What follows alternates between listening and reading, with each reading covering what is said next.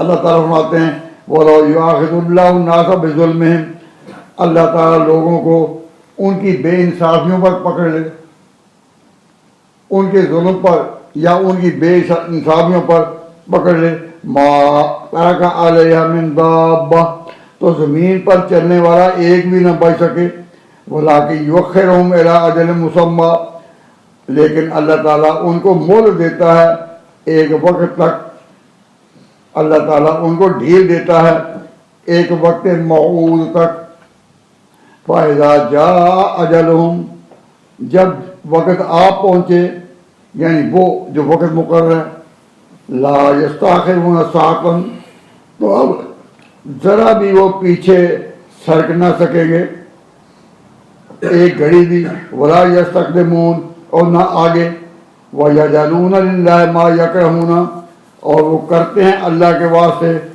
جس کو جو خود ان کا دل نہ چاہے، بس سے والدہ الکذبہ، اور ان کی زبانیں وہ بات بیان کرتی ہیں جھوٹ، ان لہم الحسنی، کہ ان کے لیے تو یہ خوبی ہے، لا جرم ان لہم النار، اس میں کوئی شک نہیں کہ ان کے واسطے آگے آگ ہے، وَأَنَّهُمْ مُفْرَطُونَ، اور وہ افراط میں لائے جا رہے ہیں، بڑھائے جا رہے ہیں، یعنی جتنی تاخیر ہو رہی ہے اتنے ان کے گناہ اور بڑھ رہے ہیں۔ ادھر حکمت ہے کہ اللہ تعالیٰ نے موقع دیا شاید توبہ کر لیں، یہ حکمت ہے، اور ادھر ان کا نقصان یہ ہے کہ اب جب اللہ نے پکڑا نہیں تو ان کے گناہ بڑھ رہے ہیں، مفرطون، یعنی ان کے گناہ اسی حکمت میں اور بڑھائے جا رہے ہیں، تو حکمت بھی اور یہ پہلو بھی افراد کا کام کر رہا ہے۔ اللہ لقد ارسلنا الی امم من قبلک، قسم ہے اللہ کی جس نے رسول بھیجے قوموں کی طرف آپ سے پہلے، فزین لهم الشیطان اعمالهم، پھر شیطان نے ان کو ان کے اعمال اچھے کر دکھائے۔ اچھے کر دکھائے کا معنی یہ کہ گناہوں میں ایک دو وہ گناہ ہیں کہ اللہ کے گناہ خلاف ہیں، دوسرے یہ کہ وہ گناہ ان کی آنکھوں میں زینت بنائے گئے، یعنی گناہ جو وہ کرتے ہیں تو ان کو اپنے وہ اعمال خوبصورت نظر آتے ہیں۔ تو یہ ایک اور پہلو ہے آزمائش کا کہ ایک تو غلط ہے، گناہ ہے، دوسرے یہ کہ وہ غلط اعمال ان کو خوبصورت نظر آ رہے ہیں، تو خوبصورت ان کو جو نظر آ رہے ہیں، فزین لهم الشیطان اعمالهم، شیطان ان کو ان کے اعمال خوبصورت کر کے دکھا رہا ہے، فَهُوَ وَلِيُّهُمُ الْيَوْمَ، اور وہی حق ہے وہ ان کے لیے اللہ تبارک و تعالیٰ کا آج، وَلَهُمْ عَذَابٌ عَلِيمٌ، اور ان کے لیے عذاب ہے دردناک۔ وَمَا أَنزَلْنَا عَلَيْكَ الْكِتَابَ إِلَّا لِتُبَيِّنَ لَهُمُ الَّذِي اخْتَلَفُوا فِيهِ، اور ہم نے آپ پر کتاب نہیں اتاری مگر اس لیے لِتُبَيِّنَ لَهُمُ الَّذِي اخْتَلَفُوا فِيهِ، کہ آپ کھول کر سنائیں ان کو جس چیز میں وہ اختلاف کر رہے ہیں، وَهُدًى وَرَحْمَةً لِقَوْمٍ يُؤْمِنُونَ، اور سیدھی راہ بتانے کو اور واسطے اس کے کہ ایمان والوں کے لیے کوئی کوشش کی راہ نکل آئے، رحمت نکل آئے۔ اس میں یہ بات غور کرنے کے لائق ہے کہ اللہ تعالیٰ نے پیغمبر پر جو کلام اتارا ہے، حضور اس کلام کو بیان کریں، لِتُبَيِّنَ لِلنَّاسِ مَا نُزِّلَ إِلَيْهِمْ، یہاں تو نہیں، ایک دوسرے مقام پر یہی آیت ہے کہ ہم نے آپ پر کتاب نازل کی اس لیے لِتُبَيِّنَ مَا نُزِّلَ إِلَيْهِمْ، کہ آپ بیان کریں جو اتارا گیا، یعنی جو کتاب میں آیتیں آئیں ان کو بیان کریں، ایک یہ معنی، اور ایک یہ ہے، یہ الفاظ کا مختلف ہے، فرمایا لِتُبَيِّنَ لَهُمُ الَّذِي اخْتَلَفُوا فِيهِ، تاکہ آپ کھول کر ان کو بتائیں وہ چیزیں جن میں یہ آپس میں جھگڑ رہے ہیں۔ تو دونوں باتوں میں بڑا فرق ہے. ہم اپنی عام سوسائٹی میں جب بیٹھتے ہیں اور عام حالات پر جب نظر کرتے ہیں تو مختلف نظریات سامنے آتے ہیں، مختلف خیالات سامنے آتے ہیں. جہاں بھی انسانوں کی سوسائٹی ہوگی تو لوگ اپنے طور پر کوئی مختلف باتیں کہہ رہے ہوں گے. تجربات کی روشنی میں اور واقعات کی روشنی میں کوئی کچھ کہے گا، کوئی کچھ. ان تمام باتوں میں پیغمبر ان کو بتائے گا. کیا اس میں ان آیتوں کی تفسیر مرادیں جو آپ پر ہوتی وہ تو اس آیت میں ہے، لِتُبَيِّنَ لِلنَّاسِ مَا نُزِّلَ إِلَيْهِمْ، کہ آپ بیان کریں جو اترا، وہ اور بات ہے. اور یہاں جو بیان ہے وہ یہ ہے کہ جن حالات اور واقعات اور دنیا کے امور، دنیا میں واقع ہونے والی چیزیں، ان کے بارے میں آپ جو بیان کریں گے وہ کریں گے قرآن کی روشنی میں، کہ قرآن کریم کے ذریعہ اللہ تعالیٰ نے آپ کو وہ نور عطا فرمایا، وہ بصیرت عطا فرمائی، وہ روشنی عطا فرمائی کہ ان کے دنیا کے تمام واقعات اور حالات جن سے وہ گزر کر اپنے اپنے خیالات بیان کر رہے ہیں، ان سب میں پیغمبر کا قول حرف آخر ہے.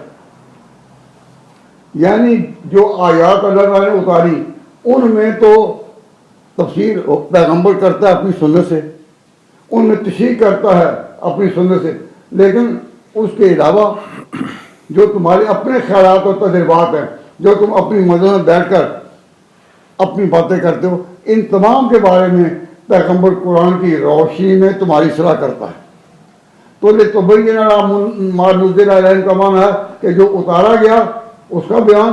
اور یہاں فرمایا یہ اور چیز ہے، وَمَا أَنزَلْنَا عَلَيْكَ الْكِتَابَ، ہم نے نہیں اتاری آپ پر کتاب، إِلَّا لِتُبَيِّنَ، مگر یہ کہ آپ بیان کریں، لہم، ان کے لیے، الذی، جو چیزیں، جو بات اختلافو فی، وہ آپس میں اختلاف کر رہے ہیں، یعنی رائے کا اختلاف، تجربے کا اختلاف، اپنے سوچنے کا اختلاف، جس میں وہ یہ اختلاف کر رہے ہیں، ان تمام باتوں میں پیغمبر بتائے.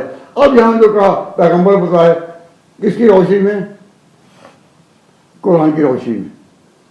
بالکل واضح ہے، ہم نے آپ پر قرآن اتارا، آپ ان کو بتائیں ان امور کے بارے میں جن میں دنیا اپنے اپنے خیالات میں گم ہو چکی، اپنے اپنے تجربات کو وہ آگے لا رہی ہے.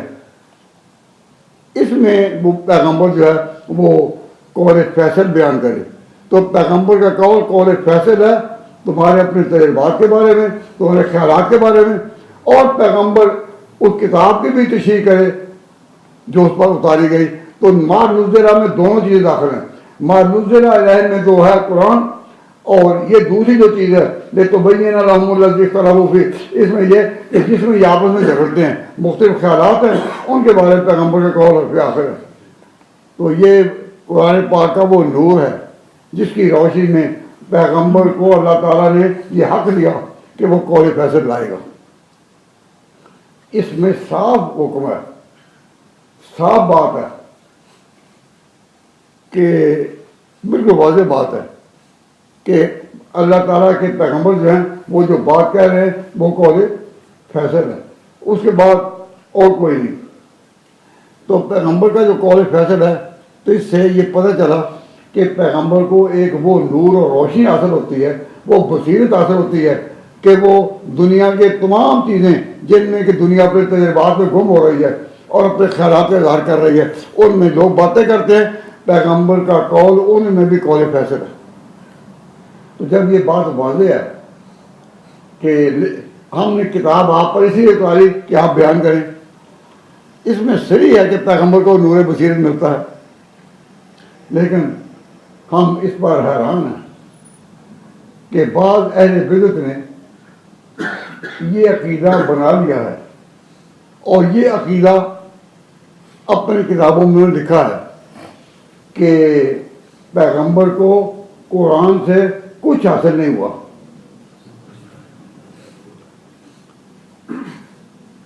نور العرفان میں اسی عقیدے کی تبلیغ کی گئی ہے کہ پیغمبر کو قرآن سے کوئی چیز نہیں ملی، اور دلیل اس کی یہ دیتے ہیں کہ پیغمبر تو پیدا ہی ہوا ہے قرآن کو جانے ہوئے، تو قرآن نازل ہو کر جو روشنی دی وہ تو لوگوں کو دی، پیغمبر تو خود اپنی پیدائش میں وہ روشنی یافتہ تھے۔ تو وہ اس وجہ سے انداز میں بیان کرتے ہیں کہ قرآن کے اترنے سے پیغمبر کو کچھ نہیں ملا، وہ تو سب کچھ جانے ہوئے پیدا ہوئے تھے۔ یہ آج کیا بتا رہی ہے کہ فائدہ ہوا ہے۔ ما انزلنا علیک الکتاب، ہم نے قرآن آپ پر اتارا اس لیے کہ آپ کی بات قول فیصل ہوگی ان تمام امور میں جن میں دنیا اپنے تجربات میں بھٹک رہی ہے، اور انہی کو آگے ہر بات میں سب کو دے رہی ہے۔ تو ہمارا مسلمانوں کا صحیح عقیدہ یہی ہونا چاہیے کہ قرآن پاک سے حضور اکرم صلی اللہ علیہ وسلم کو وہ روشنی، نور اور وہ بصیرت حاصل ہوئی کہ دنیا اپنے خیالات میں جن جن امور میں گم ہو رہی ہے ان تمام میں پیغمبر کی بات قول فیصل ہو، اور جو پیغمبر پر اتارا گیا اس کی بھی وہ پیغمبر بیان کرے گا، تشریح کرے گا ان دونوں امور میں۔ تو فرمایا آگے کہ جو پیغمبر ان اختلافات میں اپنی بات بیان کرے گا قول فیصل، وہ ہدا، اور یہ سیدھی راہ بتائے گا۔ تو سیدھی راہ ان آیات کی تفسیر نہیں، جو آیتیں اتری ان کی تفسیر یا ان کی تفسیر بتانا وہ تو علم ہے۔ تو سیدھی راہ کیا ہے کہ دنیا میں جو دنیا والے جن باتوں میں بھٹک رہے ہیں اور پر اپنے خیالات کی پرورش کر رہے ہیں ان میں وہ سیدھی راہ پیغمبر بتائے گا۔ تو ہدن و رحمت لقوم یؤمنون، اور اس میں بخشش ہے، رحمت ہے ان کے لیے جو ایمان آنے والے ہیں۔ واللہ انزل من السماء ماء، اور اللہ تعالیٰ نے اتارا اوپر سے پانی۔ من السماء کا ایک معنی اس طرح یہ ہے کہ اللہ تعالیٰ نے اتارا آسمان سے پانی۔ تو سما کا معنی بلندی کا بھی آتا ہے نا، تو اللہ نے اتارا اوپر سے پانی۔ اب اوپر سے پانی کہاں سے اترا؟ زمین سے جو بادل اٹھیں اور بادل اوپر چھا جائیں پھر وہ بادل برسیں تو پانی اوپر سے اتارنا۔ اس کو عرف عام میں یہ کہا جاتا ہے کہ آسمان نے بارش دی۔ تو یہ معنی نہیں ہے کہ جی بات نے تو بتایا، سائنس نے بتایا کہ پانی بادلوں سے گرتا ہے، لیکن قرآن کہتا ہے کہ نہیں آسمان سے۔ تو یہ لفظ جو ہے نا اس کے دونوں معنی ٹھیک ہیں کہ اللہ تعالیٰ نے اتارا اوپر سے پانی۔ تو اوپر سے پانی یہ دونوں کو شامل ہے کہ آسمانوں سے اترا ہے یا بادلوں سے اترا ہے، اترا تو اوپر سے ہے نا۔ وَأَحْيَا بِالْأَرْضَ، اللہ تعالیٰ نے اس پانی سے زمین کو زندگی دی، بعد موتہا، بعد اس کے کہ زمین بالکل خشک ہو چکی تھی، مردہ ہو چکی تھی۔ تو یہاں حیات اور موت کے الفاظ اس معنی میں ہیں کہ زمین کا خشک ہونا یہ اس کی موت ہے، اور پھر پانی برسنے سے زمین کا آباد ہونا اور پودے اس میں سے نکلیں، فصلیں اس میں سے نکلیں، درخت اس میں سے نکلیں، یہ اللہ تبارک و تعالیٰ جل شانہ نے جو فرمایا کہ یہ جو نکلے یہ زمین کی زندگی ہے۔ تو زندگی کی موت، زمین کی موت کیا ہے؟ خشک ہونا، اور زمین کی زندگی کیا ہے؟ پھر سے آباد ہونا۔ اللہ تبارک و تعالیٰ جل شانہ فرماتے ہیں واللہ انزل من السماء ماء، اللہ نے اتارا اوپر سے پانی، آسمان سے پانی، وَأَحْيَا بِالْأَرْضَ، اور پھر اللہ تعالیٰ نے اس سے زندہ کیا زمین کو، بعد موتہا، اس کے مرنے کے پیچھے زمین کو پھر زندہ کیا۔ ان فی ذلک لآیۃ لقوم یسمعون، اس میں نشانی ہے ان لوگوں کے لیے جو سنتے ہیں۔ اب اگر قرآن کریم نہیں، اب اگر لوگ صرف سن لیں تو بعض اوقات اس سننے سے بھی ہدایت ان کو اتراتی ہے، اور جو سننے آئیں ہی نہ، شروع سے ارادہ کریں کہ ہمیں ٹکراؤ کرنا ہے، ہم نے انکار کرنا ہے شروع سے، تو پھر ان کو ہدایت نہیں ہوگی۔ تو یہاں نہیں فرمایا کہ اس میں ہدایت ہے ان کے لیے جو اس پر غور کرتے ہیں، حالانکہ جن کو ہدایت ملے گی وہ کوئی غور بھی تو کریں گے نا۔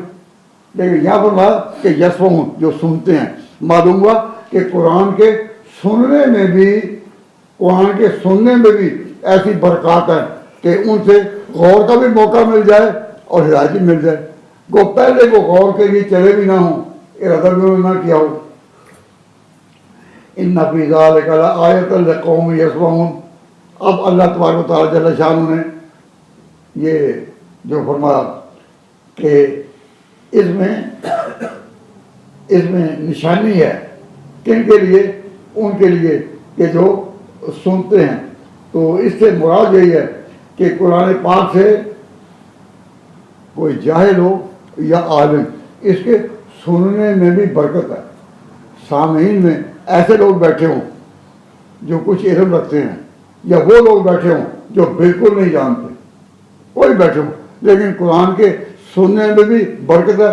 جو علم والے ہیں ان کو تو غور کر کے ان کی سوچ جو ہے وہ اونچی ہوگی، پرواز کرے گی، وہ پالیں گے۔ اور جو ان پڑھ بیٹھے بالکل ہی، وہ سوچ تو نہ سکیں لیکن قرآن کے الفاظ ان کے کانوں میں پڑھیں گے تو ایک قرآن پاک سے ان کو بصیرت بھی حاصل ہوگی اور اس کا اثر بھی ہوگا۔ تو یہاں فرمایا کہ اس میں نشان ہے ان کے لیے جو سنتے ہیں۔ تو معلوم ہوا کہ سننا بھی خیر سے خالی نہیں۔ اور جو لوگ کہتے ہیں کہ فلاں جگہ بیان ہو رہا تھا اور علمی مسائل تھے تو ہم کیا جانیں، تو ان کو یہ نہیں پتا کہ اس کلام کا سننا بھی مفید ہے۔ ماں سننے پر بھی بیٹھیں تو اللہ تبارک و تعالیٰ اس کا نور یا کچھ نور ان کے دل میں اتار دے گا۔ اور جو علم والے بیٹھے وہ سوچنے کے ہاتھ بہت زیادہ آگے راہیں پائیں گے، ان کے لیے رستے کھولیں گے۔ ان فی ذلک لآیۃ لقوم یسمعون۔ اور اس میں فرمایا اصول ہے، اس اصول پر ذرا غور کریں کہ اللہ تبارک و تعالیٰ نے کہ ذرا تحمل ہو تو غور کرنے سے بات پتہ چلے گی کہ اللہ تبارک و تعالیٰ جل شانہ براہ راست نظر نہیں آتا۔ یہ آنکھیں اس جگہ اس زمین پر اللہ کو دیکھ نہیں سکتی، پا نہیں سکتی، لیکن اللہ تعالیٰ اپنی قدرتوں سے نظر آتا ہے۔ اس لیے خدا کی تلاش کرنے والوں اور یہ خواہش کرنے والوں کہ خدا میں نظر آئے، اللہ تعالیٰ کو اگر تم ڈھونڈتے ہو، اگر چاہتے ہو کہ اس کو تم پہچانو، اس کی معرفت تمہیں نصیب ہو، تو اللہ کی مخلوقات پر غور کرو۔ مخلوقات پر غور کرنے سے پتہ چل جائے گا کہ اللہ تعالیٰ کی حکمت کو یہاں تک ہے کہ تمہارے لیے سوائے حیرت کے کوئی چارہ نہیں، تم حیران ہو جاؤ۔ اس کی مثال اللہ تعالیٰ نے یہ دی، وَإِنَّ لَكُمْ فِي الْأَنْعَامِ لَعِبْرَةً۔ تمہارے واسطے یہ جو چوپائے ہیں نا، جیسے گائے ہو، بھینس ہو، گائے ہو، بھینس ہو، اونٹ ہو، یہ چوپائے ہیں نا، تو ان لکم فی الانعام، ان چوپایوں میں تمہارے لیے لعبرہ، سوچنے کی جگہ ہے، سوچنے کی جگہ۔ چوپایوں کو تم سوچو، تو چوپایوں میں یہ سارے جو چلتے چوپائے جو ہیں، چار پاؤں کے ساتھ چلنے والے، وہ سارے آ جاتے ہیں، ان کو سوچو۔ اب ان میں ہے تو باتیں یہ، ان میں بھی جو دو پاؤں والے ہیں، لیکن چوپایوں میں خاص طور پر کہا کیا کہ انسان کے اندر جو رگیں جا رہی ہیں، جو نالیاں جا رہی ہیں، ان میں انسان جو کچھ کھاتا ہے یا حیوانات جو چارہ کھاتے ہیں، انسان جو کچھ کھاتے ہیں ان کو ایک طرف، چوپائے جو کچھ کھاتے ہیں وہ خوراک، وہ گھاس، اور وہ جو چیز کھاتے ہیں وہ اندر جا کر اندر جا کر جب تحلیل کرتی ہے، تقسیم ہوتی ہے، تو اس کا کچھ حصہ تو ان نالیوں میں آتا ہے جن میں کہ اس کی خوراک کا فضلہ بنتا ہے۔ یہ انسان کے اندر سے جو گندگی نکلتی ہے، جو فضلہ نکلتا ہے، وہ فضلہ انسان کے اندر کے جو خوراک کھاتا ہے اس کی میں تحلیل ہوتی ہے جب، یا یہ جانور جو کچھ کھاتے ہیں گھاس وغیرہ، ان سے ان کے اندر جو اس کی تحلیل ہوتی ہے، تو کچھ تو راہیں وہ ہیں کہ جن میں فضلہ آتا ہے، اور کچھ وہ ہیں جن میں خون چلتا ہے، خون کی رگیں ہیں۔ تو فضلے والی راہیں کہ کچھ خوراک فضلے میں جائے گی، اور کچھ جو ہے وہ خون بنائے گی، ادھر چل رہے ہیں فضلے کی رگیں اور ادھر چل رہی ہیں خون کی رگیں۔ ان دونوں کے درمیان میں ایک رگ آتی ہے اور دودھ کی۔ یہ گائے، بھینس اور اونٹ وغیرہ، اونٹی وغیرہ، یہ جو دودھ دیتے ہیں تو یہ دودھ بھی انہیں رگوں سے، اور پھر گوبر کی رگیں بھی ساتھ ہی ہیں، اور پھر خون کی رگیں بھی ساتھ ہی ہیں، اور تینوں چل رہی ہیں۔ اب گوبر میں یا فضلے میں تو نفرت ہی نفرت ہوگی، اور خون جو ہے اس میں حرکت ہی حرکت ہوگی، لیکن جو درمیان سے یہ دودھ کی نالیاں چل رہی ہیں، اس دودھ میں اللہ تبارک و تعالیٰ نے کیا شان رکھی ہے، کیا اس کی طرف رکھی ہے، کیا اس کی مٹھاس رکھی ہے، ان تینوں پر غور کرو بیک وقت۔ فرمایا ان لکم فی الانعام لعبرۃ، تمہارے واسطے ان چوپاؤں میں سوچنے کی جگہ ہے۔ نسقیکم، ہم پلاتے ہیں تمہیں، مما فی بطونہ، جو ان کے پیٹ میں ہے، من بین فرسن، فضلے کی راہیں، و دمن، اور خون کی راہیں۔ ادھر فضلے کی نالی چل رہی ہیں، ادھر خون کی نالی چل رہی ہیں، ان دونوں کے درمیان اللہ تعالیٰ چلاتے ہیں لبنا خالصا، دودھ ستھرا، اور دودھ ستھرا ایسا رنگ اس کا صاف ستھرا، بالکل اس میں کوئی گندگی کا کوئی شائبہ نہیں، اس میں خون کا کوئی رنگ نہیں۔ دودھ کا کیسا سفید؟ تو یہ سفید رنگ میں، خون جو ہے وہ سرخ رنگ میں، اور جو پھودا جا رہا ہے ناپاکی کا، وہ تینوں چیزیں چل رہی ہیں اس میں۔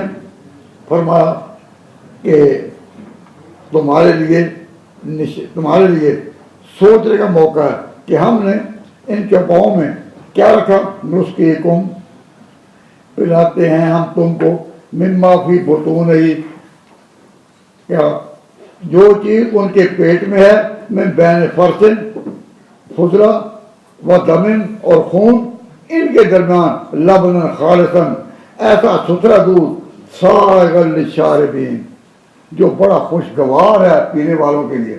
یعنی دودھ گلے سے اترتا کتنا مزے سے، یعنی اس ابھی پانی جو ہے وہ اس طرح لطف کے ساتھ اور مزے کے ساتھ اندر نہیں اترتا جس طرح دودھ اترتا ہے۔ تو دودھ کو یہ شان دی کہ لبنا خالصا، دودھ ہے ستھرا، سائغا للشاربین، اور بڑا خوشگوار ہے پینے والوں کے لیے۔ یہ دودھ کہاں سے آیا؟ یہ اسی پیٹ سے، چوپایوں کے پیٹ سے آیا، جہاں ایک رگیں فضلے کی جا رہی تھی، ایک خون کی جا رہی تھی، ان کے درمیان ایسی ایک نہر چلائی جس میں خوشگواری بھی ہے اور جس میں نہایت اچھا رنگ، دودھ کتنا سفید رنگ ہے۔ تو فرمایا ان میں تمہارے لیے غور کرنے کا مقام ہے۔ تو یہ ایسا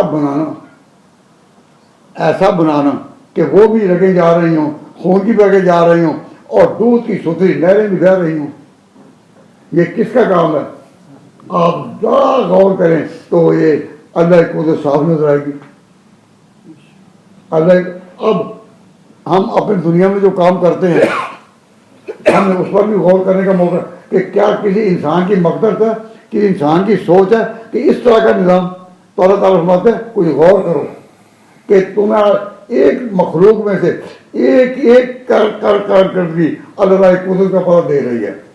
ارشاد ہوتا ہے کہ لوگوں، تمہارے لیے ان چوپاؤں میں بہت سوچ کا مقام ہے، ہم پلاتے ہیں تمہیں ان جانوروں اور چوپایوں کے پیڑ سے من بین فرسن و دمن فضا اور خون کے درمیان لبن خالصا سائغا للشاربین. ہماری قدرت ہے کہ یہی نہیں نشان ہے. اور پھر صرف چوپایوں سے ہی نہیں، چوپایوں سے نہیں، ذرا تم درختوں کو دیکھو. ان درختوں سے جو پھل اترتے ہیں، ان پھلوں کے درمیان اللہ تبارک و تعالیٰ نے ایسا جوس رکھا ہے، ان پھلوں میں ایسا آگے لائن رکھی ہے جوس وغیرہ کی یا پانی کی. فرمایا ومن ثمرات النخیل والعناب، اور پھر کھجور اور انگور کے پھلوں سے اللہ تعالیٰ نے ایسی چیز رکھی ہے کہ یہ جو شراب بنتی ہے، شراب بنتی ہے، یہ کس سے بنتی ہے؟ انگوروں سے. یا شراب بنتی ہے کھجور سے. اس کا ایک سٹیج یہ ہے کہ جب یہ درختوں سے، کھجور سے یا انگور سے وہ نبیذ کے درجے میں ہے جو پیتے ہیں، پھر شراب کے درجے میں ہے مختلف مدارج میں. تو یہ جس طرح اللہ تعالیٰ نے چوپایوں سے تمہارے دودھ اتارا، ان درختوں سے اللہ تعالیٰ نے تمہارے لیے کیسے کیسے چیز مشروبات. تو فرمایا تتخذونہ منہ، یعنی ان میووں سے جو کھجور کے اور انگور کے ہیں، تتخذونہ منہ سکرا، تم نشے کی چیزیں بناتے ہو. یہ آیتیں اتری ہیں مکہ میں، اور مکہ میں شراب حرام نہیں ہوئی تھی. مکہ میں شراب، یہ مدینہ میں آ کر حرام ہوئی. جب ہماری شریعت نے تکمیل کی شان پائی تو یہ وہاں آ کر حرام ہوئی، مکہ میں نہیں. تو اس وقت شراب جب حرام نہیں تھی تو اس کو کس کے مقابلے تولا؟ اللہ تعالیٰ ان درختوں سے، کھجوروں سے، انگوروں سے تمہارے لیے تمہیں بتاتا ہے کہ تم ان سے بناتے ہو کیا؟ نشے کی چیزیں بھی، تو نشے کے بعد کا ناسا اور اچھا رزق بھی. تو اس میں اشارہ دے دیا کہ ایک وقت آئے گا کہ یہ شراب بھی منع کی جائے گی تو یہ اچھا رزق نہ رہے گی. اب پہلی سٹیج پر یہ تو کہہ دیا گیا نا کہ یہ جو شراب ہے یہ اچھا رزق نہیں. کیوں؟ سکرن، یہ نشے کی چیز کو تولا ہے کس کے ساتھ؟ اس کو مقابلے میں کس کے تولا ہے؟ رزق حسن. تو اس میں اشارہ ہے کہ یہ شراب ہے یہ خود رزق حسن نہیں. چنانچہ جب شراب حرام نہیں تھی اور عرب عام پیتے تھے، حضور اسی ماحول میں پیدا ہوئے. مکہ پر مجال ہے کہ کبھی شراب آپ کی زبان پر آئی ہو. جب کبھی لوگ یہ کہیں کہ پی رہے، کیوں؟ اس وقت شراب کی نفرت کا یا حرمت کا کوئی تصور نہیں تھا. تو جب کبھی یہ پی لو، ساتھیوں کو کہتے ہیں، بچوں کو، بڑوں کو کہتے ہیں، مدرسے کے جو شریک ہیں ان کو کہتے ہیں پی لو. تو حضور فرماتے میرا دل نہیں چاہتا. تو اللہ تعالیٰ نے جس چیز کو آئندہ شریعت بنانا تھا وہ اس درمیان میں حضور کی طبیعت بنا دی. جب آپ نے کہا میں دل نہیں کرتا تو یہ کیا ہے؟ طبیعت. اور ابھی یہ چیز کہ شراب نہیں پینی یہ شریعت نہیں بنی تھی، لیکن اللہ تعالیٰ طبیعت بنا دی. تو عرب میں دو شخصیتیں ایسی تھیں کہ جنہوں نے اپنے اس دور میں بھی شراب کو بھی منہ نہیں لگایا. ایک حضور اور دوسرا ابو بکر صدیق. ابو بکر صدیق نے بھی اسی طرح اپنا مزاج بنایا ہوا تھا کہ ان کی طبیعت نے بھی شراب کو پسند نہیں کیا اور کبھی انہوں نے شراب نہیں پی. تو یہ اس پر غور فرمائیں کہ اللہ تبارک و تعالیٰ فرماتے ہیں کہ ومن ثمرات النخیل والعناب، کھجور اور انگور میں سے، اس کے میووں میں سے، اس کے پھلوں سے تتخذون منہ سکرا، اسے بناتے ہو تم نشے کی چیزیں، ورزق حسنا، اور وہ رزق بھی جو اچھا ہے. ان فی ذلک لآیۃ لقوم یعقلون، تمہارے لیے نشان ہے ان لوگوں کے لیے جو کچھ سوچتے ہیں. تو وہاں تو یہ کہا تھا لعبرہ، چوپایوں میں تمہارے لیے سوچ کی جگہ ہے، یا پھر ان میں لقوم یعقلون، جو لوگ کچھ سمجھ رکھتے ہیں ان کی نشانی ہے. کس کی نشانی؟ کس کی؟ خدا کی. تو خدا اپنی قدرت کے جلووں میں ملتا ہے. اگر خدا کو تلاش کرنا ہے، خدا کو تم چاہتے ہو، تو زمین پر، زمین کی پیداوار پر، درختوں کے اثرات پر، چوپایوں کے انداز پر، اندر انسان کے اور چوپایوں کے کس طرح یہ رگیں چل رہی ہیں، پودا کے رگیں، خون کی رگیں اور پھر دودھ کی، تو اللہ تعالیٰ اپنی قدرت میں نظر آتے ہیں۔ اس لیے جو خدا کو تلاش کرنے والے ہیں وہ خدا پر نہیں، اس کی مخلوق پر غور کریں۔ خدا پر غور کرتے کرتے تم تھک جاؤ گے، نظر نہیں آئے گا۔ اس کی تلاش میں بڑے بڑے سادھو جنگلوں میں ٹکراتے رہے، آبادیاں چھوڑ کر ویرانوں میں آتے رہے کہ خدا کا گیان حاصل ہو، خدا مل جائے، لیکن ملا نہیں۔ سوار محمل کی جستجو میں ہزاروں دشتے طلب میں دوڑے، ہزاروں انسان اب تک خدا کی تلاش میں جنگلوں میں، صحراؤں میں دوڑے، آبادیوں کو ترک کر کے ویرانوں میں آئے کہ خدا کو دیکھیں، لیکن خدا ملا نہیں۔ تو قرآن پاک نے یہ اصول بتایا کہ خدا کو دیکھنا چاہتے ہو یا ملنا چاہتے ہو تو خالق پر غور نہ کرو، مخلوق پر غور کرو۔ تو اس نے مخلوق پر غور کیا، زمین کی زندگی اور موت پا لی کہ زندگی زمین کی کیا ہے جب وہ خشک ہو جائے، زمین کی موت، زندگی کیا ہے، موت کیا ہے جب یہ خشک ہو جائے، اور زندگی کیا ہے جب اس پر پانی برسے اور سبزے والے آ جائے۔ اس کی قدرت سے زمین پر فرش بنتا ہے، زمین پر فرش مخمول کا، زمین پر فرش مخمول کا، ستاروں کے ٹکے موتی زما کے آشیانے میں۔ تو اللہ تعالیٰ کو جب بھی معرفت حاصل کرنی ہو تو طریقہ یہ ہے کہ مخلوق پر غور کرو، خالق پر نہیں۔ تو اللہ تبارک و تعالیٰ جل شانہ نے یہ مثال ہوئی۔ اور پھر یہ نہ سمجھو کہ انسان اپنی سوچ میں سب سے آگے نکل گیا۔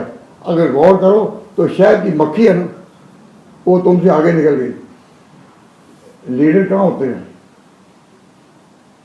لیڈر کہاں ہوتے ہیں؟ انسانوں میں۔ اب نظام انسانوں کا ایسا چلتا ہے کہ عوام ہے، ان میں کچھ لوگ جو لیڈر ہیں وہ لیڈ کرتے ہیں اور وہ لیڈ کر کے نظام کو چلاتے ہیں۔ تو یہ انسانوں کی شان نہیں۔ اللہ تعالیٰ نے فرمایا کہ ذرا ایک مکھی پر غور کرو کہ شہد کی مکھی جو ہے، شہد کی مکھی، اب مکھی کیا جانور ہے، یعنی کیا ہے، معمولی سی چیز ہے، لیکن اس مکھی میں ذرا غور کرو کہ ان کا نظام ایسا ہے کہ ساری مکھیاں جو ہیں وہ ایک ملکہ مکھی کی ماتحتی میں چلتی ہیں۔ جب اس مکھی نے پہاڑوں میں یا درختوں میں اپنا چھتا بنانا ہوتا ہے شہد بنانے کا، تو مکھی جو ہے وہ ساری مکھیاں ہزاروں کی تعداد میں ہیں، لیکن ایک ملکہ مکھی جس کو یاسوب کہتے ہیں اس کے ماتحت چلتی ہیں۔ تو اپنے میں سے کسی کو لیڈر بنانا یہ کئی صفت تھی انسانوں کی، حیوانات کی تو نہیں، پرندوں کی تو نہیں۔ اب گائیں چلتی ہیں تو کسی گائے کو اپنے ہٹ بناتی ہیں، دنیا میں بھینسیں گھومتی ہیں، بکریاں چلتی ہیں تو کسی کو اپنے ہٹ بناتی ہیں، نہیں۔ یہ انسانوں کو شرم ملا کہ انسان جب چلتے ہیں تو کچھ انسان ان کو لیڈ کرتے ہیں، لیکن اللہ تعالیٰ نے یہ لیڈرشپ شہد کی مکھی میں اتار کر انسان کو حیران کر دیا کہ شہد کی مکھی جس طرح چلتی ہے ملکہ مکھی کے ماتحت ہو کر، اور جب وہ اڑتی ہے ساری اڑ جاتی ہیں، تو ایک مکھی کے ماتحتی اختیار کر کے مکھیوں کا ایک معاشرہ بتا دینا، تو انسان غور کرے کہ ہم اپنے اندر ماتحتی کا اور ایک ماتحتی میں چلنے کا وہ معاشرہ قائم نہیں کر سکے جو مکھیوں نے کر کے دکھایا۔ اب مکھیوں کے اس کردار میں خدا نظر آ جائے گا کہ واقعی ایسا کرنے والا خدا ہے جس نے اس کیڑے کو، مکوڑے کو، اس اڑنے والے چیز کو یہ شعور بخشا کہ مکھی چلتی ہے، اور جب یہ اپنا گھر بناتی ہے تو پرانے لوگوں نے بتایا، تجربہ کار لوگوں نے بتایا کہ شہد کی مکھی کا جو چھتا ہے جس کے اندر سے شہد ہوتا ہے وہ کن پیمانوں میں چھکی بناتی ہے، تو مکھی بناتی ہے ان میں شکل مسدس جس کے 6 اضلاع ہوتے ہیں کنارے، تو 6 بنائی جائیں تو وہ سارے آپس میں جڑے رہیں گے، اور اگر مخمس ہو تو آپس میں جڑیں گے نہیں، تکون ہو تو آپس میں جڑیں گے نہیں۔ تو مکھی کتنی ہیں، لاکھ ہزاروں کی تعداد میں ہوگی، لیکن ان کی چھتوں میں تو مجال ہے کہ کسی کا مسدس یہ 6 کناروں یا 6 اضلاع کی بنائی ہوئی چیز دوسرے سے مختلف ہو نہ، ایک ہی جیسے انسانوں کا ہو کہ تم مکان ایک جیسے بنا دو اور دیوار ایک جیسے بنا دو، انسان ایسے نہیں بنا سکیں گے جیسا کہ مکھی نے بنا دیا۔ تو اللہ تبارک و تعالیٰ جل شانہ کے ہاں انسانوں تم یہ نہ سمجھو کہ ہم ہی سب سے آگے ہیں، وہ اپنی قدرت کا نقشہ دکھائے تو مکھی پر وہ نقشہ ہوتا ہے کہ انسان حیران ہو جائے۔ تو میری بات کا حاصل یہ ہے کہ اللہ تبارک و تعالیٰ کو، اس کی ذات کو دیکھنے کی خواہش کرنے والوں، تمہاری یہ سوچ غلط ہے۔ اللہ کو دیکھنا ہے، پانا ہے، سمجھنا ہے تو اس کی قدرتوں پر غور کرو، اور اس کی قدرت ظاہر ہوگی مخلوق میں۔ انسان کے اندر دیکھو کہ رگیں پھسلے کی اور جا رہی ہیں، خون کی اور جا رہی ہیں، اور دودھ کی نہریں اور بہہ رہی ہیں۔ درختوں پر غور کرو کہ کس طرح ان میں وہ ایسے میوے آتے ہیں جن کے اندر سے تمہارے رزق کے سامان آگے بنتے ہیں۔ شہد کی مکھی کو دیکھو، کیسا ایک نظام ہے کہ انسان حیران ہے کہ اب تک انسانوں نے مل کر اپنے لیڈر کی کسی طرح کبھی ایسی اطاعت نہیں کی ہوگی جیسی یہ شہد کی مکھیاں اپنی ملکہ مکھی کرتی ہیں۔ تو اللہ تبارک و تعالیٰ جل شانہ یہ سوچے گا اور موقع عطا فرمائے۔ میں ان کلمات سے آپ کو اس طرح متوجہ کرتا ہوں کہ اللہ کی معرفت نصیب ہوگی تو اسی طریقے سے جس طرح اللہ نے چاہا، اور جو اللہ نے چاہا وہ طریقے اللہ تعالیٰ نے اپنے پیغمبر پر اتارے۔ تو پیغمبر پر جو کلام اترا، پیغمبروں نے اس کی بھی تبیین کی، اور قرآن پاک میں وہ نور اور بصیرت تھا کہ تم دنیا میں جن امور میں خود گم ہو ان میں بھی راہ دکھائی۔ وما علینا الا البلاغ۔